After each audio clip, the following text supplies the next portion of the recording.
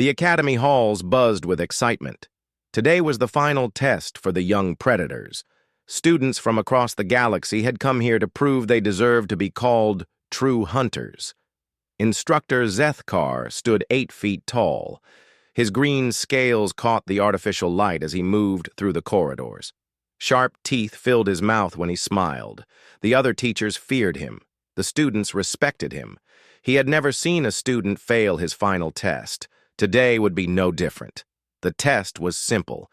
Each student would spend 24 hours alone in a sealed room with a prey creature. They had to hunt it, kill it, and eat it. Only then could they graduate from the Galactic Predator Academy. Crix waited in the preparation area. He was young for a shadow maw, barely past his 16th molting season. His black fur could change color to match any background. Bright blue spots along his spine would glow when he hunted. His claws were as sharp as diamond blades. Other students sat nearby. There was Jorth, a massive bear-like creature from the ice worlds. His thick arms could crush metal. Next to him sat Velka, a spider being with poison that could kill in seconds. Her 8 legs moved nervously as she waited. All the students were nervous, but they were also excited. This test would prove they were real predators. They had trained for years for this moment. Crix looked at the other students and felt confident. His people had ruled their homeworld for thousands of years. They were perfect hunters. No prey had ever escaped a full-grown shadow maw, and Crix was almost full-grown. Instructor Zethkar entered the room. The students fell silent. His yellow eyes looked at each of them. "Students," he began, his voice like grinding stone. "Today you face your final challenge. You will enter the test chamber with a prey species. You must survive. You must hunt. You must feed. Only then will you earn the right to call yourself a true predator." He moved to a large screen on the wall. Pictures appeared showing different creatures. "Crix of the Shadow Maw," Zethkar called out. "You will face a human specimen." A picture appeared on the screen. Crix stared at it. The creature looked weak. It had no fur or scales, no claws or sharp teeth, no natural weapons at all. Its skin was pale and soft-looking. Some students laughed. Jorth made a rumbling sound that meant amusement in his language. "A human?" Velka clicked her mandibles. "Those are the weakest prey in the galaxy. They have nothing to defend themselves with." Crix felt disappointed. He had hoped for something challenging, maybe one of the armored lizards from Sigma Prime, or a crystal bear from the cold worlds. Humans were just soft, helpless creatures. He had heard they could not even run very fast. "The human volunteered," Zethkar continued. "It thinks this is some kind of cultural exchange program." More laughter filled the room. "It has no idea what awaits." The instructor's grin showed all his teeth. "Each prey creature believes it is here for peaceful study.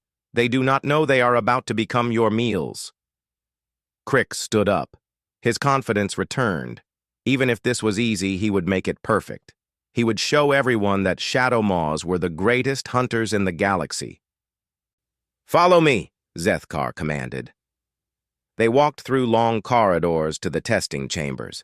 Each room was designed to challenge both predator and prey. The walls could change temperature. The air could become toxic. Gravity could shift. These features would test how well each student could hunt under difficult conditions. They stopped at Chamber 7. Through the thick glass window, Crix could see inside. The room was basic. Metal walls, a small food dispenser, and a waste unit. Nothing else. In the center of the room sat the human. Crix studied his prey carefully. It was bigger than he expected. Maybe 6 feet tall. It wore simple clothes and had short brown hair. The human sat cross-legged on the floor with its eyes closed. It looked calm. Too calm. Strange, Crix thought. Most prey creatures panicked when they realized their situation. This one seemed almost relaxed. Your prey's name is Marcus Chen, Zethkar said, reading from a datapad. It is 28 years old. It comes from a planet called Earth. It volunteered to study our culture. The instructor laughed again. It will learn about our culture very quickly. Other students gathered around to watch. This was entertainment for them. They wanted to see how fast Crix could kill his prey. Crix felt their eyes on him. He could not disappoint them. He had to make this hunt impressive, even if the prey was weak.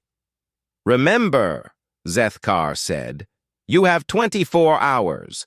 The chamber will activate various environmental challenges. Use them to your advantage. Show no mercy. This human may look helpless, but all prey creatures fight when cornered.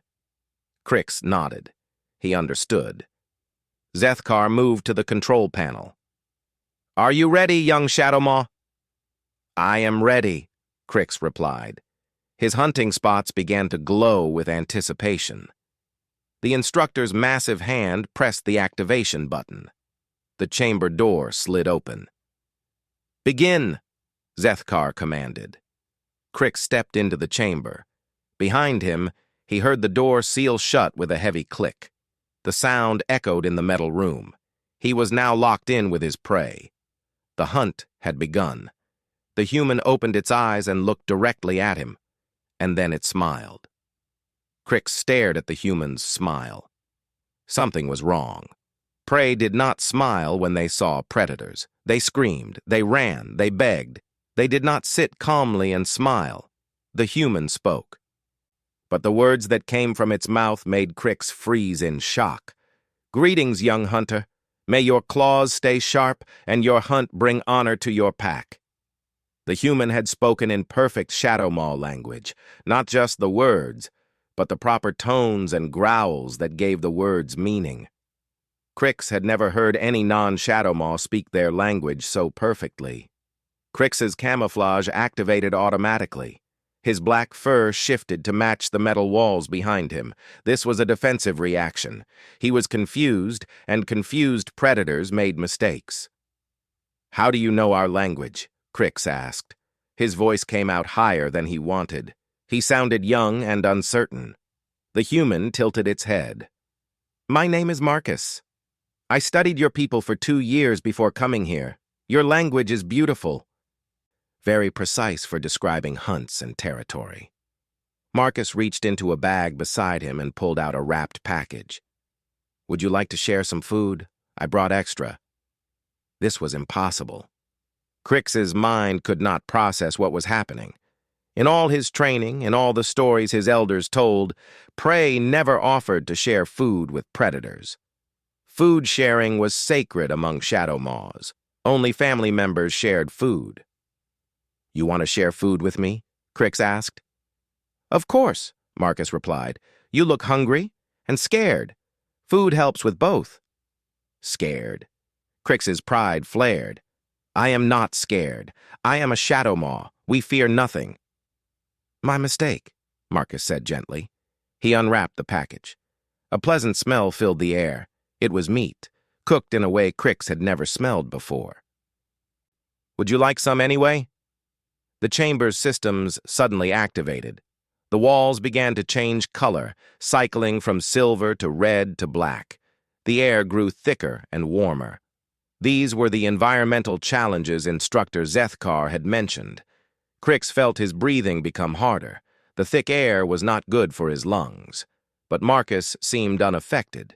The human just sat there, still holding out the food. The air is becoming toxic, Marcus observed. This will be harder for you than for me. Humans have very adaptable lungs. Crix wanted to deny this, but already he could feel the strain. How do you know about the challenges? I read the Academy's public files, Marcus answered. They are quite detailed about the testing procedures. Your people believe in fair challenges, which I respect. Fair challenges? Crix gasped. The air was getting worse. This is supposed to be a hunt. Marcus tore the food package in half and set one piece on the ground between them. Then he moved back to show he was not threatening Crix.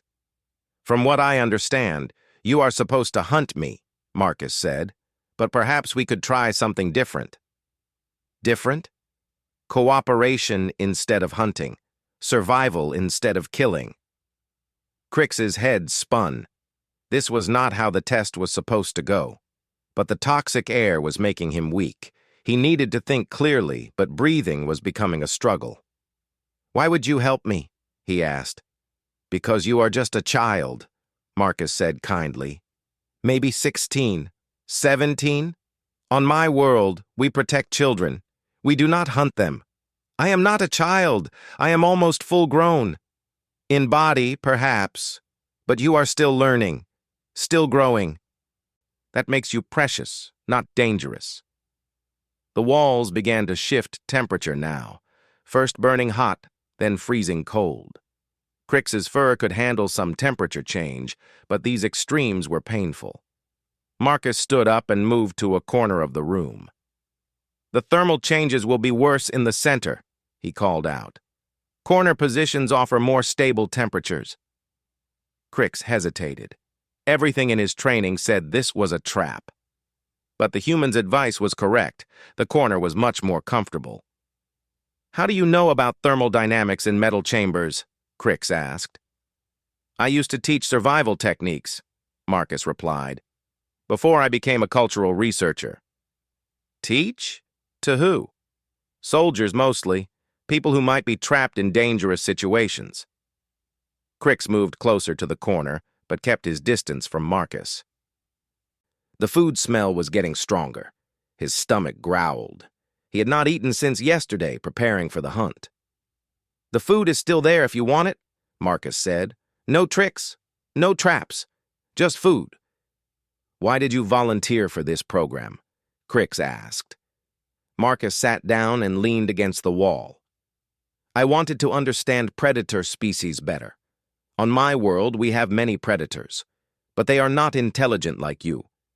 I was curious about how intelligence changes hunting behavior." "And what have you learned?" "That maybe intelligence should change hunting behavior. Smart predators could find better solutions than just killing." The chamber's gravity suddenly shifted. Both Crix and Marcus were pushed against the wall. The change was violent and unexpected. Crix's claws automatically extended to grip the metal surface. When gravity returned to normal, Crix found himself dizzy and disoriented. But Marcus was already moving, checking something on his wrist. "Gravity fluctuations every 10 minutes, Marcus muttered. "Standard stress testing protocol. The next change will be in 9 minutes. "How can you tell?" Marcus showed Crix a small device on his wrist. "Simple timer and measurement tools. I came prepared." "Prepared for what? You thought this was a cultural exchange." Marcus smiled again. That same calm smile from before. "I read between the lines. A predator academy does not invite prey species for friendly visits. I suspected there might be challenges." "Then why did you come?" "Because I was curious, and because I thought maybe I could change how this story ends." Crix stared at the human. Everything about this creature was wrong according to what he had been taught. Humans were supposed to be weak, helpless prey. But this one spoke his language, understood survival techniques, and had come here knowing it might be dangerous. "The food is getting cold," Marcus said gently. Crix looked at the meat package on the ground between them. His stomach growled again. The toxic air and temperature changes were draining his energy. He needed food. But taking food from prey went against everything he had been taught. "What happens if I eat your food?" Crix asked. "You get stronger. I get a friend. We both have a better chance of surviving the next 23 hours. "Surviving? You think I might not survive?" Marcus gestured at the walls around them. "These challenges are designed to test predators to their limits. Some of them might be lethal. I think we'll both do better if we work together." Crix's training screamed at him to reject this offer. But his stomach growled. The air burned his lungs. His body ached from the temperature changes. And the human sat there calmly, offering help to a creature that was supposed to kill him. Slowly, carefully, Crix crept toward the food. Crix took a small bite of the meat. The taste was incredible.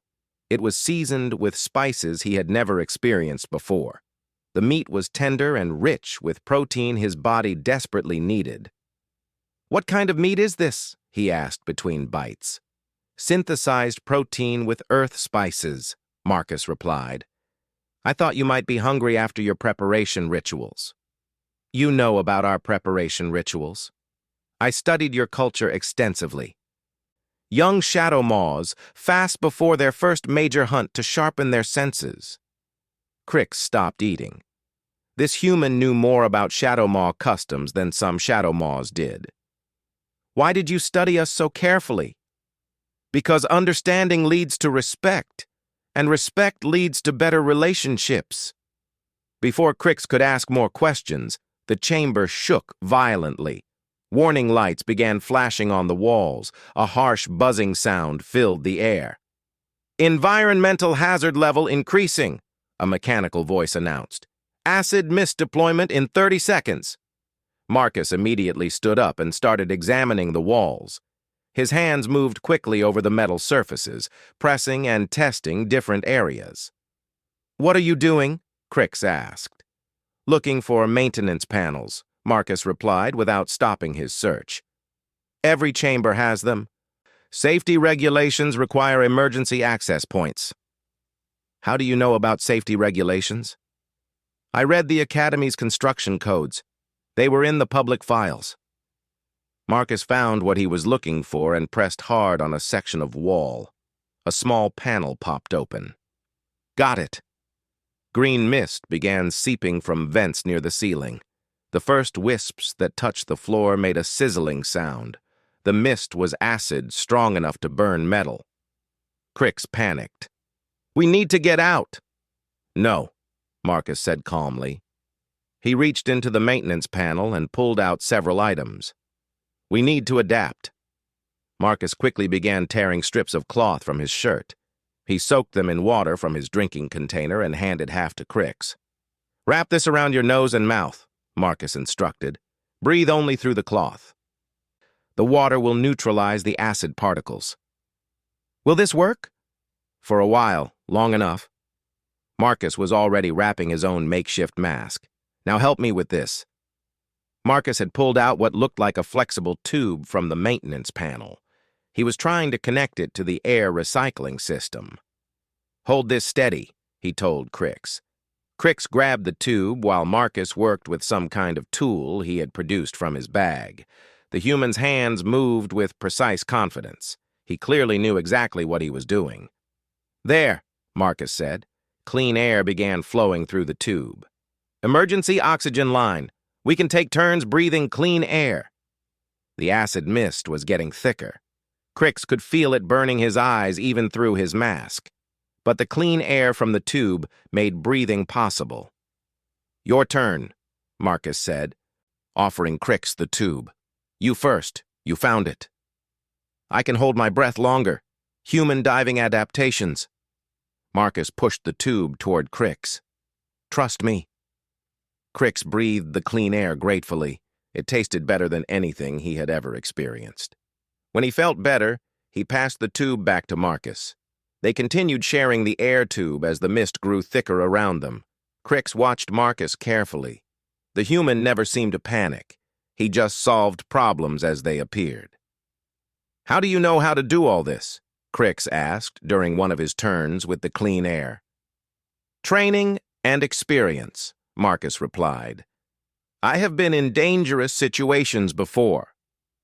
"What kind of situations?" "Natural disasters, building collapses, chemical accidents. Humans face many challenges on our home world." The gravity shifted again.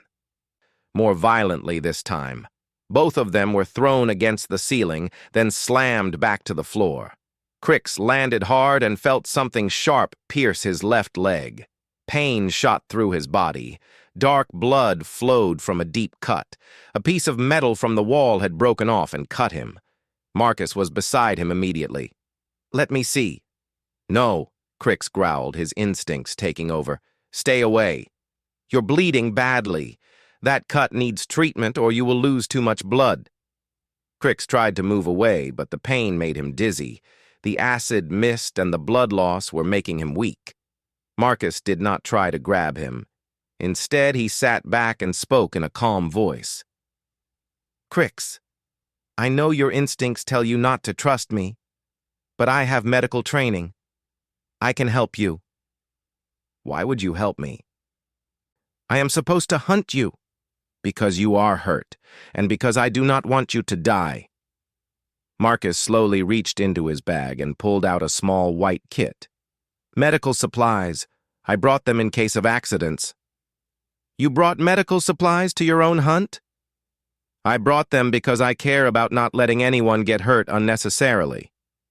Crix looked at the blood flowing from his leg. He was getting weaker. The cut was deep enough to be dangerous. "What will you do?" he asked. "Clean the wound. Apply pressure to stop the bleeding. Use a bandage to keep it protected." "That is all?" "That is all. No tricks, no traps, just basic medical care." Crix studied Marcus's face. The human looked genuinely concerned. There was no excitement in his eyes, no hunting eagerness. Just worry for an injured creature. "Okay," Crix said quietly. Marcus moved slowly and carefully. He cleaned the wound with something that stung but felt good afterward. His hands were gentle but sure. He applied pressure exactly where it was needed to stop the bleeding. "You are good at this," Crix said. "I have had practice. Too much practice." "What do you mean?" Marcus wrapped a clean bandage around Crix's leg. "On my world, I worked in disaster rescue. I have treated many injuries like this." "Disaster rescue? When bad things happen to people, I help save them. Buildings fall down, storms destroy cities, accidents happen. I go in and bring people out." Crix stared at Marcus. "You risk your life to save strangers?" "Yes." "Why?" Marcus finished securing the bandage and sat back. "Because every life has value. Because someone needs to help. Because it is the right thing to do." "Even if those strangers would not help you?" "Especially then." The acid mist was starting to clear, but new warning lights were flashing. The chamber was preparing another challenge. Crix tested his leg. The pain was much less. The bleeding had stopped completely. Marcus's treatment had probably saved his life. "Thank you," Crix said. "In Shadowmaw culture, thanking someone for saving your life created a debt that could never be repaid." Marcus smiled. "You are welcome." "Warning," the mechanical voice announced. "Combat simulation beginning in 60 seconds. Both of them looked up at the ceiling where the announcement had come from. "Combat simulation?" Crix asked. Marcus was already checking his equipment. "Drones, probably. Designed to test your hunting skills against moving targets." "How do you know about the drones?" "Because that is what I would use if I were testing predators." Marcus looked at Crix seriously. "Can you fight with that injured leg?" Crix flexed his muscles. The bandage held firmly. "I can fight." "Good, because I think we are going to need each other for this one." 6 combat drones dropped from hidden panels in the ceiling. They were each the size of a large bird, with sharp metal wings and glowing red sensors. They moved fast and silent through the air. Crix automatically shifted into hunting position. His camouflage activated and his claws extended. His injured leg hurt, but adrenaline made the pain manageable. The drones spread out around the chamber, circling like metal vultures. Their sensors swept the room, looking for targets. "They are scanning for heat signatures," Marcus said quietly. "Stay still until I signal you." "What are you planning?" Marcus was building something with pieces from his bag and parts he had taken from the maintenance panel. His hands moved quickly but precisely. "These drones have a weakness," Marcus explained as he worked. "Their sensors can be overloaded if they receive too much electromagnetic feedback at once." "What does that mean?" It means I can confuse them. When I do, you attack the one I point to. One of the drones suddenly dove toward them. Its metal wings buzzed like an angry insect. Now! Marcus shouted. He activated the device he had built. A bright flash filled the chamber, and a high-pitched whine hurt Crix's ears. All the drones suddenly stopped moving and hovered uncertainly in the air. That one! Marcus pointed to the nearest drone. Crix leaped. His claws tore through the drone's metal body like it was made of paper. The machine crashed to the floor, sparking and broken. But the remaining drones quickly adapted to Marcus's electromagnetic pulse. They spread out again and resumed their attack patterns. They learn fast, Marcus observed. I can only confuse them once more before they adapt completely. Two drones attacked from different directions. Crix dodged one, but the second one's wing sliced across his shoulder. More pain, more blood. Marcus threw something at the drone that had hurt Crix. It was a piece of metal that struck the machine perfectly, damaging one of its wings and sending it crashing into the wall. How did you know where to throw? Crix asked, amazed. Trajectory calculation. The drone's flight pattern was predictable. Another drone attacked Marcus directly. The human rolled sideways and came up with another improvised weapon, a metal rod from the maintenance panel. He swung it like a club and knocked the drone out of the air. Crix stared. This soft, clawless human had just fought off a combat drone with nothing but a metal stick and quick reflexes. The remaining three drones regrouped and attacked together. This was the most dangerous moment. Can you jump high? Marcus asked quickly. Yes.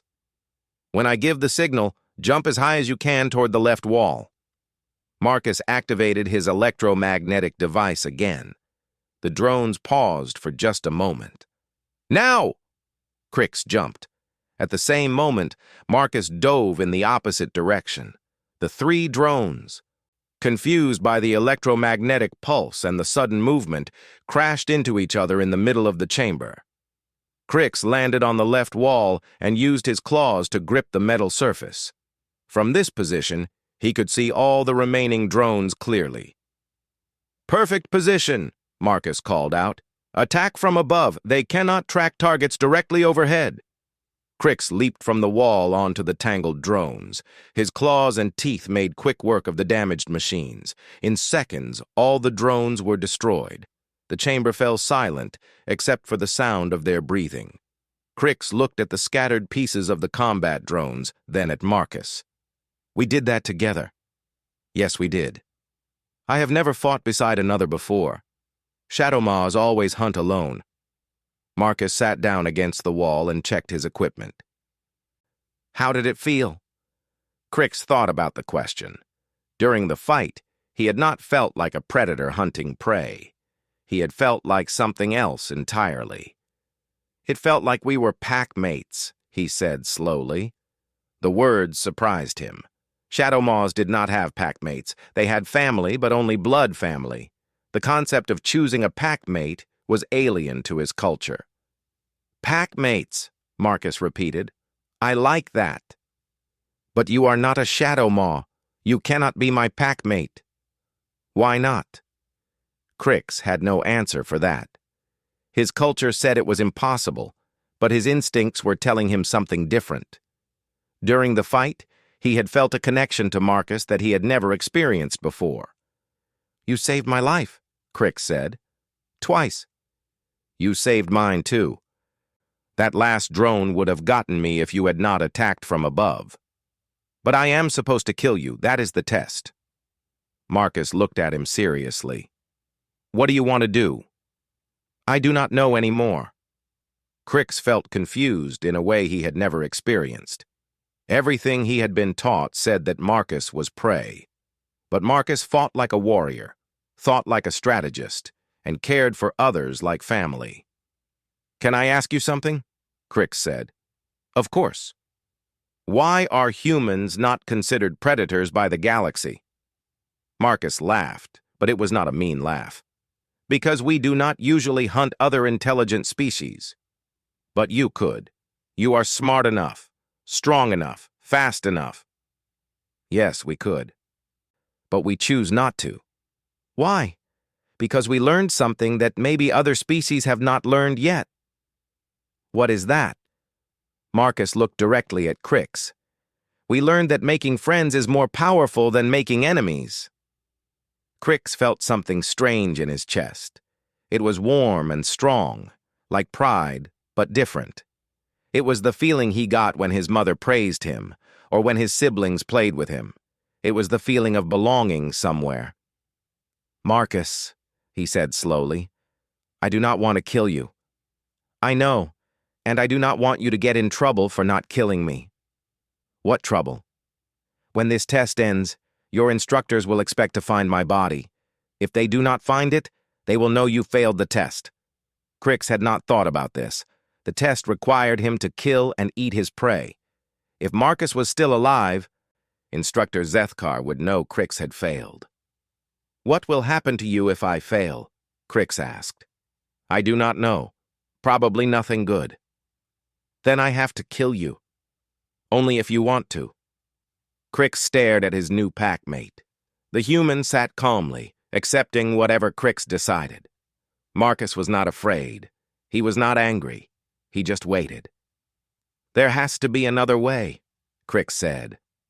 Maybe there is, Marcus replied. We still have 16 hours to think about it. Warning, the mechanical voice announced again. Final challenge phase will begin in 15 hours. Prepare for ultimate survival test. Both of them looked up at the ceiling. Ultimate survival test? Crix asked. Marcus's expression became serious. That does not sound good. No, Crix agreed.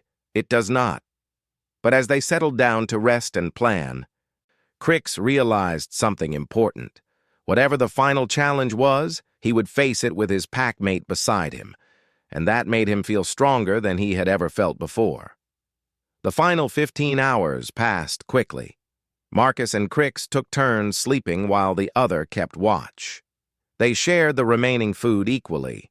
They talked about their home worlds, their families, and their dreams. Crix learned that Marcus had a younger sister who was studying to become a doctor. Marcus learned that Crix had never been away from his homeworld before coming to the academy.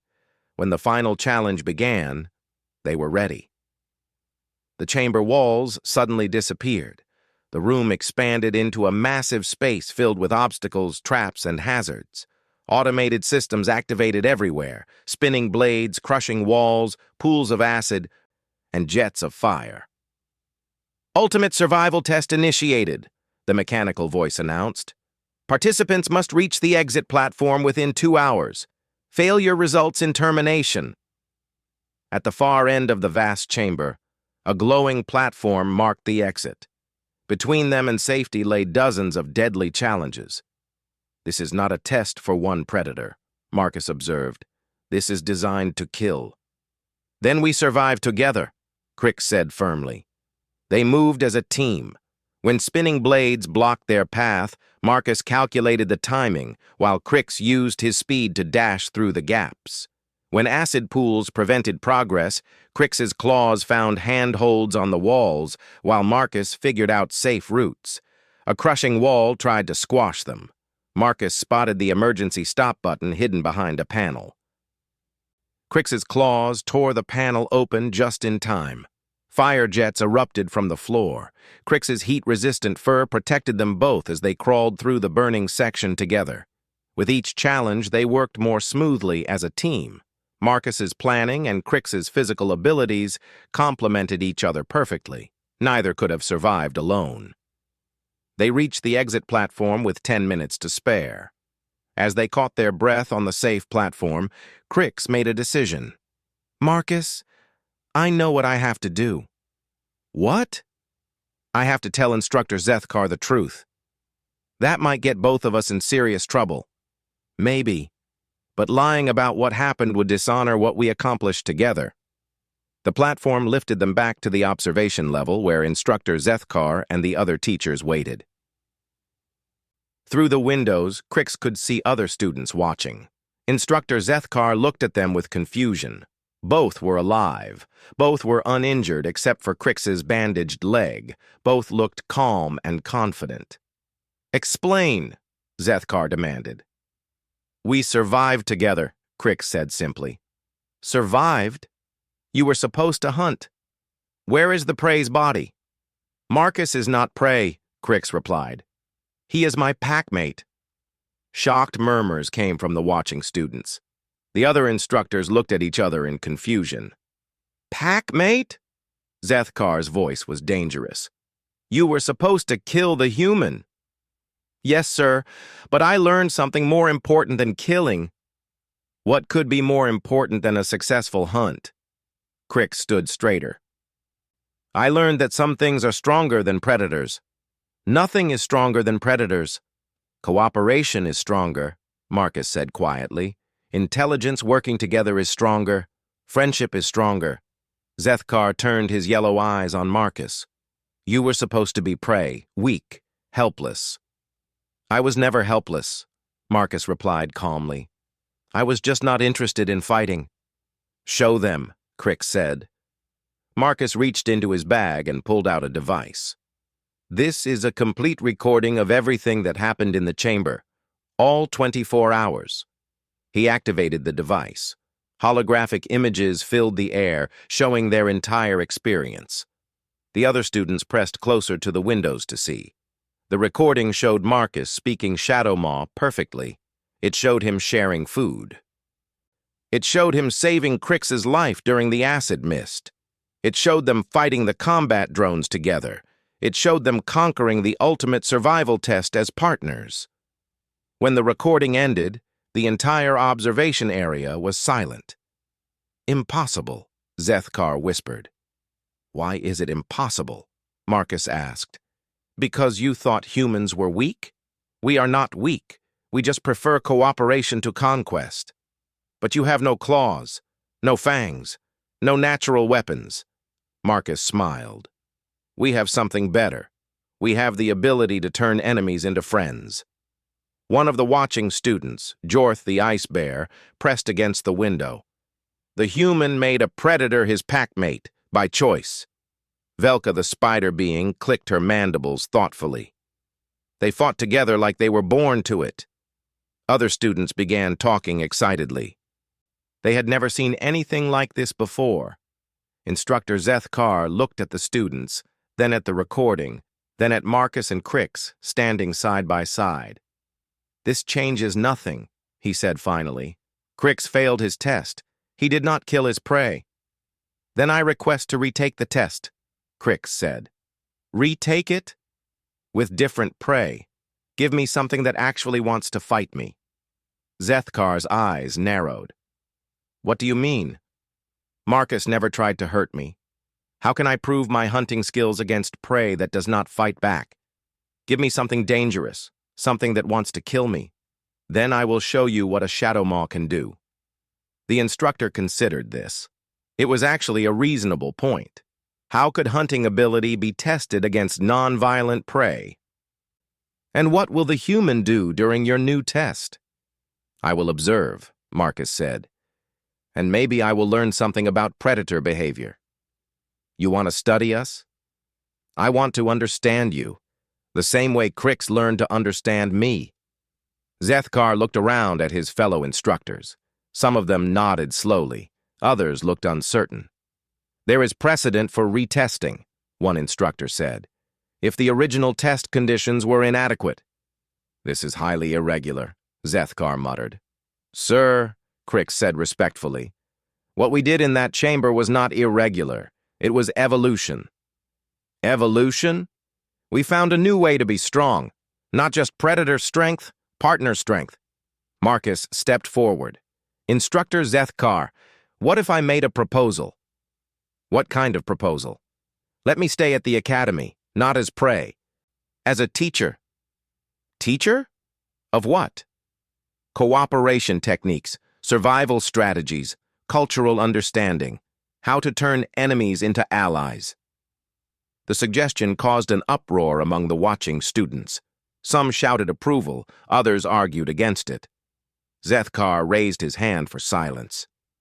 You want to teach predators how to be... what? Weak? I want to teach predators how to be strong in ways they never imagined, Marcus replied. Crix is still a perfect hunter, but now he is also a perfect partner. That makes him twice as dangerous as before. Twice as dangerous? Because now he can hunt anything in the galaxy, but he can also convince anything in the galaxy to hunt with him instead of against him. Crix felt pride swell in his chest. Marcus was right. He felt stronger now than ever before. Not just physically strong, but strategically strong, emotionally strong. I want to graduate, Crix announced, but I want to graduate with my packmate. Zethkar stared at them both for a long time. Finally, he turned to his fellow instructors. Emergency council meeting, now! The instructors gathered in a huddle and spoke in low voices for several minutes. The students waited anxiously. Finally, Zethkar returned. The council has decided, he announced. Crix will retake his test against appropriate prey. If he passes, he will graduate. Crix nodded. And Marcus? The human will be offered a position as visiting cultural instructor. Provisional appointment pending review of results. Marcus smiled. I accept. Furthermore, Zethkar continued, any student who wishes to participate in cooperative training exercises with the human may volunteer. Every single student's hand shot up immediately. Zethkar sighed deeply. This is not how I expected this day to go. Sir, Crix said, evolution is never expected, but it is always necessary. 3 months later, the Galactic Predator Academy had changed completely. Students learned traditional hunting skills alongside cooperation techniques. Many chose to work in teams instead of alone. Graduation rates improved. Injuries decreased. Most importantly, Academy graduates became valued partners throughout the galaxy instead of feared loners. Instructor Marcus Chen taught his classes in a dozen different languages. His students included young predators from every known species. And in the place of honor at every graduation ceremony sat Crix, the first Academy graduate to earn the title Pack Leader alongside Hunter. The Academy's motto had changed too. Where it once read, Hunt alone, die alone, it now said, Hunt together, survive forever. Instructor Zethkar still taught traditional predator skills, but even he had to admit that Marcus had been right about one thing. Making friends was indeed more powerful than making enemies, and the strongest predator of all was one who knew when not to hunt.